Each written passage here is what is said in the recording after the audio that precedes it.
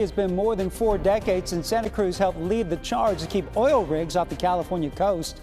But now that long-standing fight may be reigniting.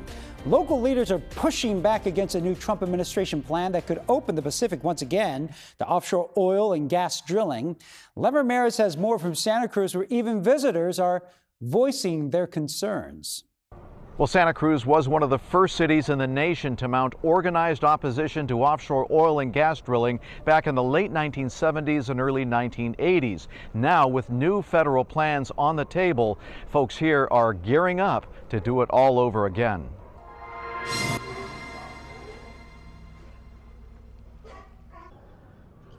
On a crisp fall morning, the Canadian family of Fraser Flemons is soaking up the natural beauty of Santa Cruz, watching harbor seals and sea lions lounge beneath the wharf.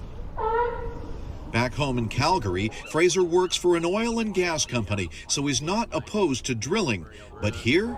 From a selfish perspective, I would prefer to just see natural views. I don't know, there's other places that you can extract it from that aren't like this. That sentiment from someone who depends on oil for a living reflects how many here feel about protecting this stretch of coast. Today, about 100 local leaders, community groups, and concerned citizens gathered on the Santa Cruz wharf, pushing back against the Trump administration's plan to expand offshore drilling along California's coastline. The Trump administration has decided that for temporary profits for the oil companies, they're going to go in and try to ruin the billion-dollar economy of California's coast and ocean. We're not going to let that happen. It's a duty Santa Cruz has long embraced. Since the late 1970s, the city has led the fight against offshore oil. It was among the first California cities to pass ordinances blocking onshore support facilities for drilling, setting off a wave of similar actions up and down the coast. Those efforts created what became known as the Blue Wall, a network of cities and counties united in opposition.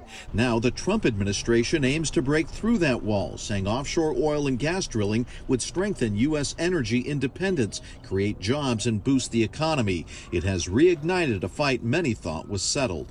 This administration is intent to erase the protections for our coastline.